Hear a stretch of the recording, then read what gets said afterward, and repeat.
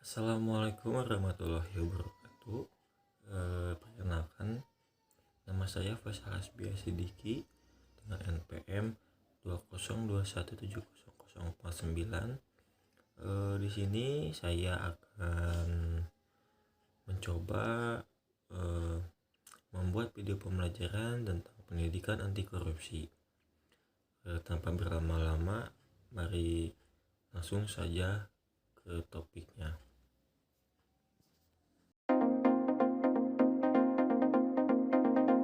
Sahabat Kompas.com, kasus korupsi pembangunan Pusat Pendidikan, Pelatihan, dan Sekolah Olahraga Nasional Hambalang pada tahun 2010 hingga 2012 memang erat kaitannya dengan Partai Demokrat.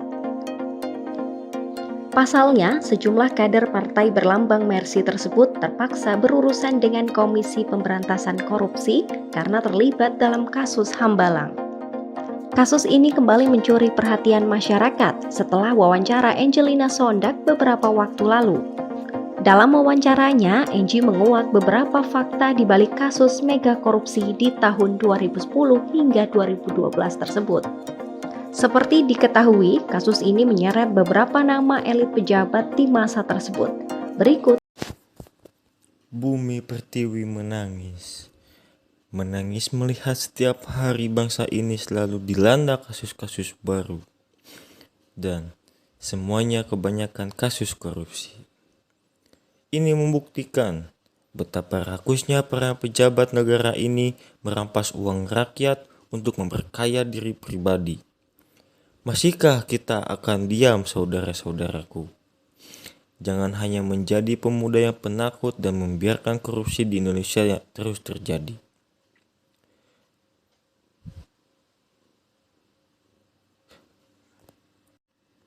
Lalu, korupsi adalah kejahatan yang sangat bejat.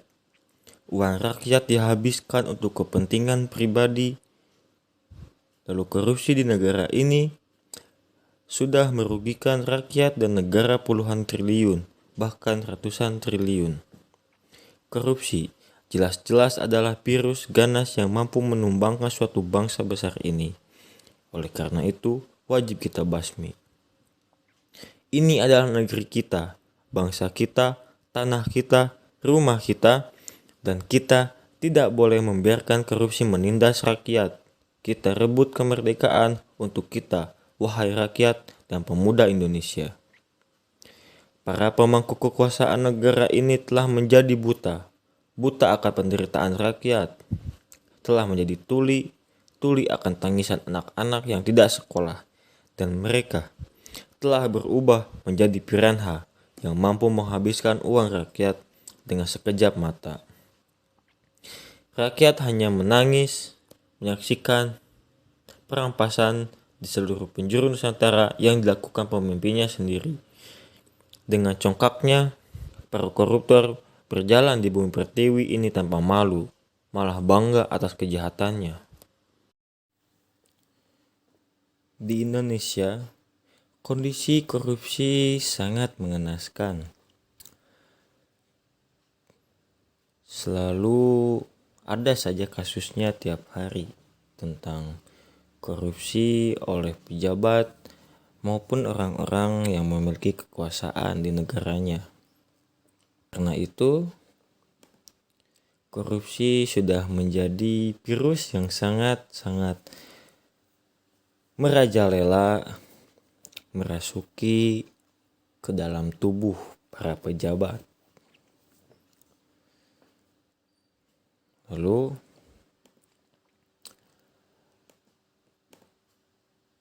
saya akan mengangkat kasus dari pengadaan dana atas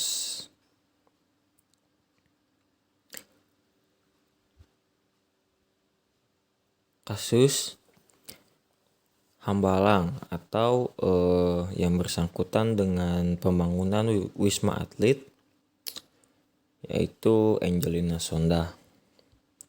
Dalam berita yang saya baca di situs CNN Indonesia menjelaskan bahwa Angelina Sondak ini merasa ketakutan ketika ingin menyebutkan siapa dalang yang ada di balik kasus tersebut.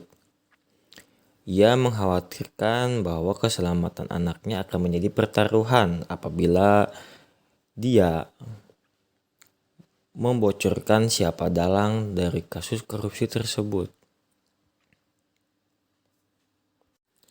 Oleh karena itu, sudah membuktikan bahwa orang-orang ini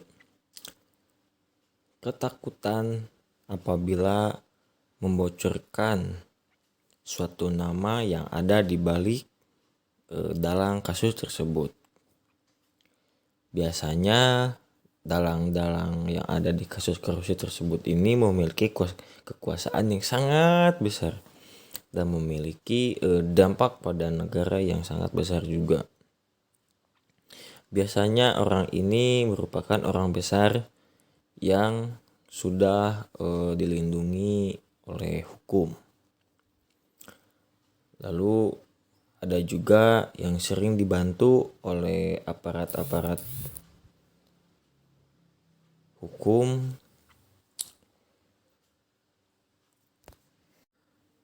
Lalu apa yang kita bisa lakukan melihat kasus yang dialami oleh Angelina Sonda ini?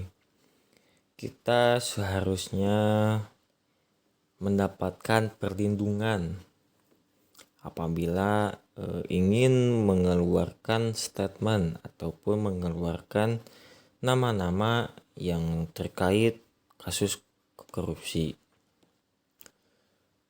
Biasanya orang-orang yang tidak ingin mengeluarkan nama-nama yang berkaitan atau terkait dengan kasus korupsi, mereka merasa ketakutan akan keselamatan keluarganya. Mereka memikirkan tentang bagaimana nasib anak-anaknya maupun keluarganya di masa yang akan datang. Pasti hidupnya tidak akan tenang karena